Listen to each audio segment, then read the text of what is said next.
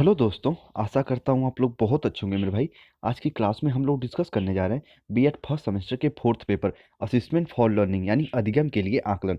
अच्छा, इसके सबसे इंपॉर्टेंट टॉपिक हम लोग आज कवर करेंगे मेजर्स ऑफ सेंट्रल टेंडेंसी यानी केंद्रीय प्रवृत्ति का माप। ठीक है, देखो जो बच्चे न्यूमेरिकल को लेके काफ़ी कंफ्यूज थे कि सर एक दो न्यूमेरिकल भी करा दो, तो मेरे भाई हम लोग इसमें उसको भी कवर करेंगे। ठीक है, देखो इसमें हम लोग 3 पॉइंट इंपॉर्टेंट डिस्कस करेंगे, औसतांक, मध्यांक और बहुलक। इसमें कुछ न्यूमेरिकल भी हैं, उनको भी मैं डिस्कस करूंगा, तो परेशान नहीं होना। ठीक है मेरे भाई, चलो सबसे पहले हम लोग ये समझते हैं सेंट्रल टेंडेंसी क्या होती है, तब ना उसके बाद समझेंगे कि केंद्रीय प्रवृत्ति का माप क्या होता है आगे। ठीक है, देखो सेंट्रल टेंडेंसी का एक और नाम है जिसे हम कहते हैं मेरे भाई औसत।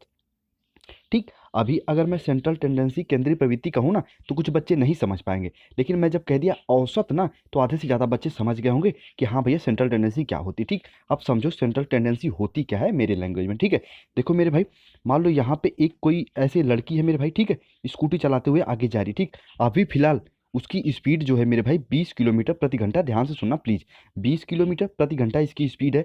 अब यहाँ से अचानक ही एक लड़की भैया गुजरी बहुत स्पीड में, अब इसका भी संवेग जाग उठा, फिर ये अपनी स्पीड बढ़ाई 30, फिर 40, फिर 50, फिर 60, ऐसे करते करते मेरे भाई 70 तक गई। तो मेरे भाई इसकी एक सेंट्रल टेंडेंसी होगा, इसकी चाल का एक औसत होगा। तो वो औसत हम क्या मान सकते हैं, हाँ भाई 40 किलो प्रति घंटा के हिसाब से ये चली है, 40 किलोमीटर प्रति घंटा के हिसाब से ये इसकी चाल है। तो मेरे भाई इसकी सेंट्रल टेंडेंसी क्या हुई लड़की की चाल की, तो वो हो गई 40 किलोमीटर प्रति घंटा। तो केंद्रीय प्रवृत्ति वो होती है ना मेरे भाई जो सभी डाटा का, सभी आंकड़ा का श्रेष्ठतम प्रतिनिधित्व करता हो, कोई एक मेरे भाई डाटा। ठीक, कोई एक आंकड़ा। ठीक है, यही तो कहते हैं हमारे प्यारे राव साहब। अब देखो डिफिनेशन समझो, अभी जो एग्जांपल दिया ना वो डिफिनेशन से बिल्कुल क्लियर हो जाएगा। देखो राव साहब क्या कहते हैं केंद्रीय प्रवृत्ति के बारे में, ध्यान से सुनना प्लीज।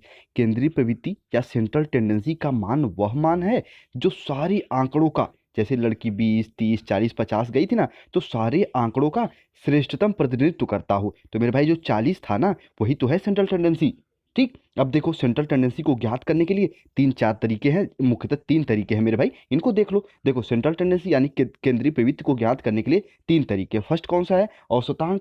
सेकंड कौन सा है, मध्यांक। और मेरे भाई थर्ड क्या है, तो वो है बहुलक, मीन, मीडियन, मोड। ठीक है, इन तीनों पे अभी मैं हम लोग डिस्कस करेंगे। थोड़ा सा पहले ये समझ लें केंद्रीय प्रवृत्ति का जो महत्व क्या होता है। हर चीज़ का मेरे भाई यूज और फिर डिसयूज तो होता है ना, तो भाई सेंट्रल टेंडेंसी का भी कुछ यूज है और इसका भी कुछ डिसएडवांटेज है, तो उसको हम लोग पहले समझ लेते हैं, जो कभी कभी आपके एग्जाम में पूछ लेता है मेरे भाई। ठीक है, देखो इसको मैं क्रिटिकल रूप में भी थोड़ा सा बता सकता था सेंट्रल टेंडेंसी सेंट्रल, लेकिन नहीं, मैं ऐसी विधि उपयोग करता हूँ ना मेरे भाई ताकि आपके दिमाग में बिल्कुल घर कर जाए, बैठ जाए। ठीक, चीज़ें समझ में आ रही हैं तो एक बार मेरे भाई मुस्कुरा जरूर देना। ठीक है, चलो केंद्रीय प्रवृत्ति माप का महत्व क्या हो, इंपॉर्टेंस समझते हैं। सबसे पहले देखो केंद्रीय प्रवृत्ति के मान द्वारा हम किसी समूह की विशेषता का आकलन सरलता से कर सकते हैं। ठीक, कि मतलब वो लड़की 20 गई, 30 गई, 40 गई, 50 गई, लेकिन उसका मेरे भाई उसके आंकड़े का एक विशेष महत्व तो है ना 40, कि हाँ उसकी स्पीड 40 थी, तो हम एक आकलन कर लेते हैं सेंट्रल टेंडेंसी के माध्यम से। ठीक है, ये इसका एक इंपॉर्टेंट महत्व। ठीक है, उसके बाद सेकंड इसका इंपॉर्टेंस क्या है मेरे भाई,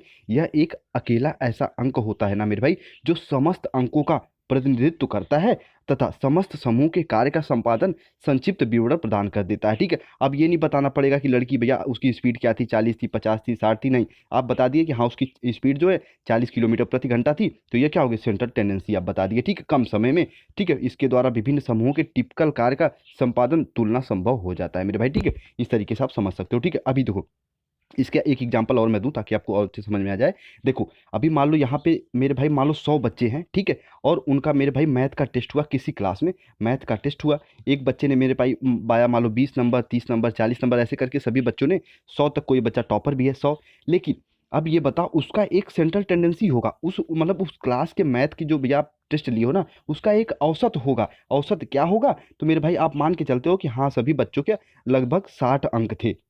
तो कोई बाहर से मान लो परीक्षण करने आया तो पूछेगा भैया आपके जो आपका मैथ जो आप टेस्ट लिए हो उसका एक मुझे सेंट्रल टेंडेंसी बताओ, उसका एक औसत बताओ कि सभी बच्चों ने कितना अंक पाया। तो आप साफ साफ कह सकते हो हाँ भाई मेरे क्लास का जो औसत है वो औसत नंबर है वो है 60, तो सेंट्रल टेंडेंसी 60 हो गई। ठीक है, ये इसका महत्व कम समय में कोई आपके क्लास के बारे में जान सकता है। ठीक है, एक आकलन लगाते हैं हम लोग, पूर्व अनुमान लगाते हैं सेंट्रल टेंडेंसी के माध्यम से। ठीक है, इतना समझे ना मेरे भाई। चलो कुछ चीज़ें हैं, थोड़ा सा आप इसको अच्छे से पढ़ना, बाकी और भी कन्फ्यूजन क्लियर हो जाएगा, ठीक है। देखो, शुरू से हम लोग औसत पढ़ते हुए आ रहे हैं। जो लोग बीएससी मैथ से होंगे उनको अच्छे से पता होगा कि मैं क्या कहना चाह रहा हूँ, सेंट्रल टेंडेंसी है क्या, ठीक है। थोड़ा जो आर्ट से हैं उनको समझने में प्रॉब्लम हो रही है, पर जो मैं एग्जाम्पल दिया हूँ ना, मुझे उम्मीद है कि आपका कॉन्सेप्ट क्लियर हो गया होगा मेरे भाई, ठीक है। देखो, इसके मेरे भाई कुछ लिमिटेशन हैं, कुछ मेरे भाई डिसएडवांटेज भी हैं। जैसे सामूहिक गुणों की विशेषताओं और उपलब्धियों पर उन अवस्थाओं में जब समूह या विषम जाति हो तो इनमें कोई प्रकाश नहीं पड़ता, ठीक है। कहने का अर्थ मेरे भाई सही सही ये है ना कि ये कोई बच्चा मान लो अगर 90 नंबर पाया ना, तो उसका भी तुलना मेरे भाई 20 नंबर वाले के साथ हो जाता है। यही इसका डिसएडवांटेज है। अब बता दिए कि आपके क्लास का एवरेज 60 है, तो मेरे भाई जो 90 नंबर पाया ना उसका तो कोई मतलब हुआ नहीं, ठीक है। ये भी 60 में ही काउंट होगा, तो इस तरीके से इसका कुछ डिसएडवांटेज भी है। आप लोग इसमें उसको पढ़ सकते हो, ठीक है मेरे भाई। चलो, अब हम लोग सबसे पहले इसको समझते हैं कि जो देखो केंद्रीय प्रवृत्ति माप करने के लिए मैं बताया ना 3 तरीके होते हैं, कौन कौन सा। तो मेरे भाई एक होता है औसतांक, सेकंड होता है मध्यांक, और थर्ड होता है मेरे भाई बहुलांक। आपके सिलेबस में इसका बहुलांक नाम दिया है, बाकी हम लोग इसको बहुलक भी कहते हैं, ठीक है। मीन, मीडियन, मोड, 3 तरीके से हम लोग सेंट्रल टेंडेंसी को माप सकते हैं। तो चलो सबसे पहले हम लोग औसतांक को समझते हैं, क्या होता है औसतांक, ठीक है मेरे भाई।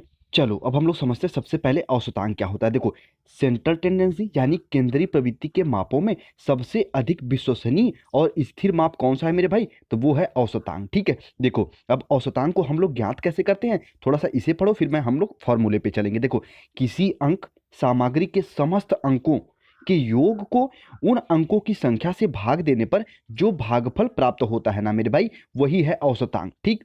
चलो, मैं थोड़ा सा बेसिक से बता रहा हूँ, मुझे उम्मीद है मेरे भाई जो लोग बीएससी किए होंगे मैथ वैथ से उनको तो ये चीज़ें अच्छे से समझ में आ गई होगी, ठीक है। लेकिन जो मेरे भाई आर्ट से है ना, उनको थोड़ा सा बेसिक से बताना बहुत जरूरी है, ठीक। देखो, औसतांक का एक फॉर्मूला होता है, वो है मेरे भाई सिग्मा एक्स अपॉन एन।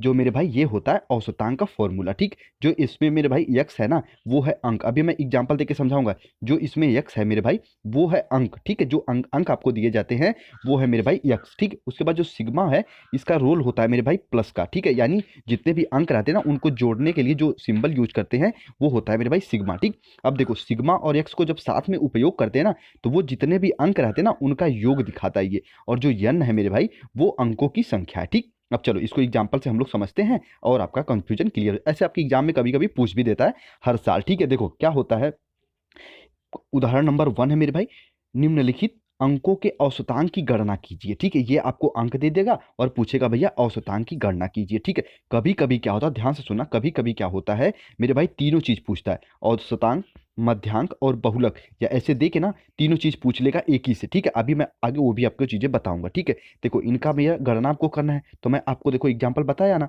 वो जो फॉर्मूला बताया ना सिग्मा एक्स अपॉन एन, ठीक है। अब देखो सिग्मा एक्स यानी जितने, सिग्मा इसमें क्या है, ये जोड़ का सिंबल है, और यक्स क्या है मेरे भाई, जितने अंक है ना उनको दिखा रहा है। तो मेरे भाई सिग्मा एक्स क्या हुआ, ये जोड़, तो जितने भी अंक है सब आप उनको काउंट करके जोड़ लो मेरे भाई। तो जितने भी अंक होंगे मेरे भाई, इनका योग है देखो 70, ठीक है। एक बार अपने हिसाब से आप जोड़ लेना, इनका योग 70 है। और यन क्या है, अंकों की संख्या, तो आप इसको थोड़ा सा काउंट कर लो, 1 2 3 4 5 6 7 8 9 10, तो मेरे भाई 10 है। इसको इसमें से भाई डिवाइड कर दो, तो कितना हो जाएगा, इसका मान आ जाएगा 7।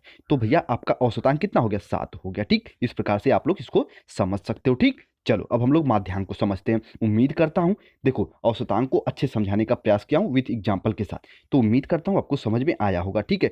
थोड़ा बहुत कंफ्यूजन है तो एक बार और लेक्चर को देखना, थोड़ा अपने से भी ऐसे देखो आंकड़े ले लेना, 3 4 5 6 7 इनको ऐड करके वैसे करने का प्रयास करना, आपका थोड़ा सा कॉन्सेप्ट और क्लियर हो जाएगा, ठीक है मेरे भाई। कहते हैं ना, मैथ हमेशा स्ट्रांग किससे होती है, जितना आप प्रैक्टिस कर लो, तो ये थोड़ा सा मैथ ही तो है। चलो अब माध्यांक को समझते हैं मेरे भाई, माध्यांक क्या होता है। चलिए अब हम लोग समझते हैं माध्यांक यानी मीडियन क्या होता है मेरे भाई। देखो, माध्यांक को एक शब्दों में अगर मैं समझाना चाहूँ ना तो कह दूंगा मेरे भाई, मान लो आपके पास एक टॉफी है, ठीक। आपके पास एक टॉफी है और यहाँ पे आप एक, आपका एक छोटा भाई है और यहाँ पे आप हो, ठीक। आपको क्या करना, उस टॉफी को भैया आपके छोटे भाई को भी देना है और आपको भी देना है। तो आप क्या करोगे, इस टॉफी को आधा आधा कर दोगे ना, यही तो है माध्यांक मेरे प्यारे प्यारे भाई। देखो माध्यांक क्या है मेरे भाई, ध्यान से सुनना, कि कोई एक चीज है ना उसको दो भागों में बांटना, तो क्या करोगे, 2 से डिवाइड कर दो। सिंपल सा फंडा, यही तो है आपका माध्यांक। अभी इसको समझो, थोड़ा सा जो नोट किया हूँ इससे, बाकी जो पीडीएफ शेयर करूंगा आप थोड़ा सा पढ़ लेना ऊपर की चीजें। देखो, माध्यांक किसी आरोही तथा अवरोही रूप से व्यवस्थित आंकिक श्रृंखला का वह स्थानीय मूल्य होता है जिसके ऊपर तथा नीचे आंकिक श्रृंखला के आधे आधे अंक होते हैं। ठीक, अब समझ में आया क्या माध्यांक क्या होता है मेरे भाई? आधा आधा। ठीक, देखो इसको माध्यांक को थोड़ा शॉर्ट फॉर्म में MDN लिखते हैं, इसको थोड़ा सा आप लोग समझ लेना। देखो इसका फॉर्मूला जो होता है मेरे भाई n+1/2, ये होता है इसका फॉर्मूला। ठीक, जहाँ पे n क्या है? प्राप्तांकों की संख्या। अब इसे एग्जाम्पल से समझो, आपका और भी कॉन्सेप्ट क्लियर होगा। ठीक है मेरे भाई, देखो n+1/2 है मेरे भाई। ठीक, इसमें n क्या है? मैं पहले बता दूँ कि जो भैया अंकों, जो प्राप्तांकों की संख्या है, तो इसमें काउंट कर लो कितने भैया प्राप्तांक है क्वेश्चन फर्स्ट में। तो 1 2 3 4 5 6 है ना। तो देखो भाई 6 अब +1। ठीक, 6 + 1 कितने हो गए? 7 हो गए ना मेरे भाई। तो 7/2 कर दो। ठीक, तो ये हो गया 7/2। इसको सॉल्व कर लोगे, वही आपका आ जाएगा मेरे भाई माध्यांक। ठीक, इस प्रकार से सेकंड वाला है, इसको भी आप काउंट कर लो। तो इसमें मेरे भाई देखो 4 है, तो 4 + 1 कर लो। ठीक, 4 + 1 कर लो और अपॉन में 2 कर लो। ठीक, तो क्या हो गया? 5/2। इस प्रकार से जब सॉल्व करोगे तो वो आपका आ जाएगा माध्यांक। ज़्यादा कुछ है नहीं इसमें। ठीक है, और हाँ, ये बीएड है ना कि मैथ की क्लास। तो आपका जो एग्जामिनर है ना मेरे भाई, इतना ही पूछेगा कि ताकि आप चीज़ों को समझ सको। ठीक, तो ज़्यादा परेशान नहीं होना इसको लेके। ठीक है, बाकी इसमें जो चीज़ें थोड़ा सा हाई रहती तो मैं उसके हिसाब से बताता, लेकिन आपके लिए जितना सफिशियंट है मैं उतना ही बता रहा हूँ, तो परेशान नहीं होना इसको लेके। ठीक है, उसके बाद है मेरे भाई बहुलक यानी मोड। इसको एक शब्दों में समझाऊँ ना, तो सबसे अधिक आवृत्ति वाला अंक ही श्रृंखला का मेरे भाई बहुलांक कहलाता है या फिर बहुलक कहलाता है। एग्जाम्पल के थ्रू समझ लो। देखो इसमें पूछा कि भैया आपके बहुलक कौन है, तो जो सबसे बार रिपीट हुआ है वही तो होता है बहुलक। ठीक, तो देखो सबसे ज़्यादा रिपीट कौन हुआ है? तो 5 नहीं, 5 तो सिर्फ 2 बार है। उसके बाद 6 जो है मेरे भाई 3 बार रिपीट हुआ है, तो 6 क्या हो गया? वो है मेरे भाई बहुलक। इस प्रकार से मुझे उम्मीद करता हूँ कि मैं जो तीनों चीज़ें समझाया हूँ मेरे भाई, औसतांक, माध्यांक और बहुलक, तीनों आपको समझ में आया होगा। मुख्यतः इनकी डिफिनेशन पूछ लेता है और कभी कभी जो है कि मेरे भाई इस टाइप के क्वेश्चन पूछता है जो मैं नीचे देखो दे रहा हूँ। देखो इस टाइप के क्वेश्चन आपके एग्जाम में पूछता है कभी कभी। निम्नलिखित आंकड़ों से औसतांक, माध्यांक और बहुलांक की गणना कीजिए, आपको ऐसे दे देगा। और इसमें मेरे भाई तीनों को अलग अलग करके आपको लिखना रहता है। देखो फर्स्ट क्वेश्चन है ना, इसमें आपको औसतांक भी ज्ञात करना है, माध्यांक भी ज्ञात करना है और बहुलक भी ज्ञात करना है। वैसे सेकंड में तीनों को ज्ञात करना है। ठीक, ये मैं आपके ऊपर छोड़ रहा हूँ। इसको सॉल्व करके जैसे आप अपनी आंसर शीट भेजते हो ना मेरे भाई, वैसे इसको भी सॉल्व करके भेजना। हो सकता है तो मैं इसका स्क्रीनशॉट जो है कि अपने टेलीग्राम चैनल पे शेयर कर दूं, द परफेक्ट स्टडी के। ठीक है, इस प्रकार से आप लोग इसे शेयर कर सकते हो। ठीक है, तीनों चीज़ों को समझाने का प्रयास किया हूं। और हाँ मेरे भाई, जो बच्चे क्लास को लेकर परेशान हैं, तो मैं उनसे एक पर्सनली रिक्वेस्ट करना चाहता हूँ। आप चैनल की प्लेलिस्ट में जाओ, अब फोर्थ पेपर की, ठीक है, प्लेलिस्ट को ओपन करो मेरे भाई। जितने लेक्चर हुए हैं, यदि आप नोट्स नहीं बनाए हो तो एक बार उन लेक्चर को रिवीजन कर लो। ठीक, जितने लेक्चर करा दिया हूँ ना, मुझे उम्मीद है आपके लिए सफिशियंट है, अच्छे खासे नंबर लेके आ जाओगे। ठीक है, और हाँ जल्दी इंपॉर्टेंट क्वेश्चन भी डिस्कस करता हूँ। और हाँ, अपना प्यार देने के लिए, अपना सपोर्ट करने के लिए मेरे भाई दिल से मैं आपका बहुत बहुत धन्यवाद करता हूँ। टेलीग्राम चैनल पे हम लोग 1K यानी के का मतलब होता है मेरे भाई 1000, तो हम लोग 1000 मेंबर हो चुके हैं। आपको और मुझे दोनों लोगों को मैं भैया बधाई देता हूँ। ठीक है, चलो बहुत बहुत धन्यवाद। आपकी मेहनत और लगन के देखो क्या होता है ना, कोई टेलीग्राम से तभी आपसे जुड़ता है या फिर चैनल को तभी सब्सक्राइब करता है ना, जब आप उनके दिल को छूते हो। ठीक, जब पढ़ाने का अंदाज उनको अच्छा लगता है, ऐसे नहीं कोई सब्सक्राइब करता।